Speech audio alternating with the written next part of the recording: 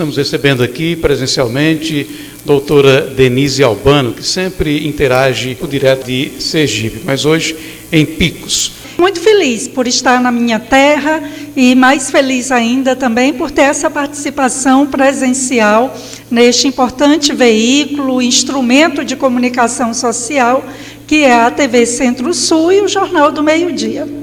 Doutora Denise Albano, como é que a senhora avalia a possível estratégia da oposição e o que a gente pode esperar do comportamento da oposição nesse cenário que está se desenhando aí? Há uma expectativa de que, de fato, neste próximo ano e no ano seguinte, a oposição permaneça firme, aguerrida, no sentido de lutar para que o país volte aos trilhos.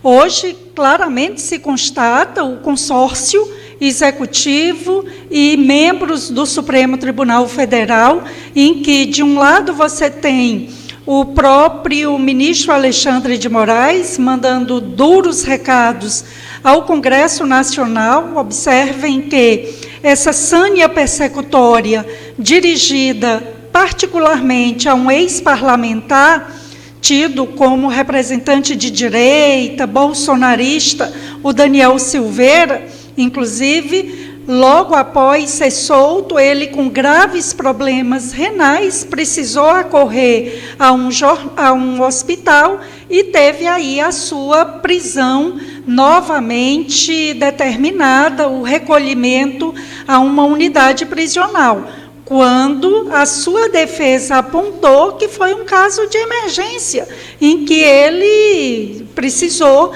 desse socorro médico. E o que constatamos foi isso, um claro recado para que parlamentares se mantenham absolutamente silenciosos, coniventes, de certa maneira, a partir de uma omissão, que de fato a gente observa alguns parlamentares calados, omissos, diante desse estado de coisas. Alguns poucos corajosos que enfrentam todo esse sistema truculento que hoje se vê em curso no Brasil. A exemplo de um Marcel Van Hatten, o próprio Magno Malta também reafirmando seu compromisso de ser combativo na oposição. Então, o que o Daniel Silveira sofre, sem dúvida, é um recado claro a homens e mulheres públicos de que, olha, não critiquem o Supremo, não tenham uma posição mais aguerrida de oposição. Claro que aqui um breve registro, ninguém concorda com ofensas, palavras de baixo calão, dirigidas a qualquer autoridade que seja, mas também é necessário reconhecer que a prerrogativa de parlamentares, você bem mostrou, inclusive no último programa, o artigo da Constituição que assegura exatamente a imunidade parlamentar. Aliado a isso, você tem também, por exemplo, o ministro Flávio Dino, claramente aí fazendo dobradinha com Lula nessa questão da cooptação do Congresso Nacional para votar as pautas que interessam ao governo. E o exemplo que, de fato, bem ilustra essa dobradinha foi o que aconteceu na semana passada. Aprovaram a toque de caixa a reforma, que a gente pode chamar de deforma tributária. Doutor Otílio bem apontava que havia necessidade de dar uma arrumada no caótico sistema tributário brasileiro, racionalizar esse sistema, mas essa reforma tributária do governo Lula, o que vem é continuar, de certa maneira, um sistema um tanto quanto desordenado e impondo a maior carga tributária, o maior imposto único do mundo, tirando mais dinheiro do trabalhador. E para votar esse projeto na Câmara, o governo liberou mais vários bilhões em emendas parlamentares.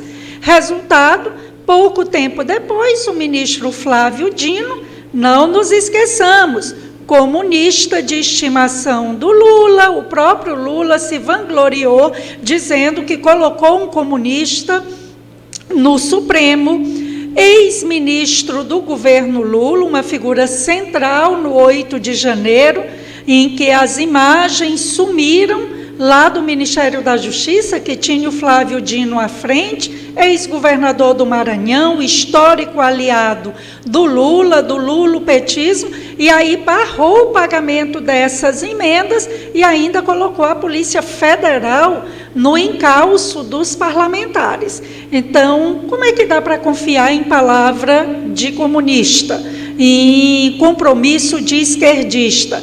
Então, esse episódio que sirva de lição para os parlamentares, de que a luta é grande e que, na disputa política, confiar na palavra do Lula e dos seus asseclas, a gente pode dizer que é uma espécie de auto-engano, de você se deixar enredar por um governo que, como diz também mais cedo, um pouco antes, o doutor Atílio, ineficiente, incompetente, e prestigiando também aqui a grande jornalista Paula Schmidt. É um partido das trevas, é uma representação do mal, e que os parlamentares despertem. Ou eles lutam para um enfrentamento sério, consequente, do PT e de todos os que dão suporte a esse desgoverno, ou então eles, de fato, não merecerão, daqui a alguns anos, o voto, a confiança do povo brasileiro. 2026 temos eleições, esses parlamentares estarão apoiando candidatos, que o povo brasileiro acompanhe com atenção.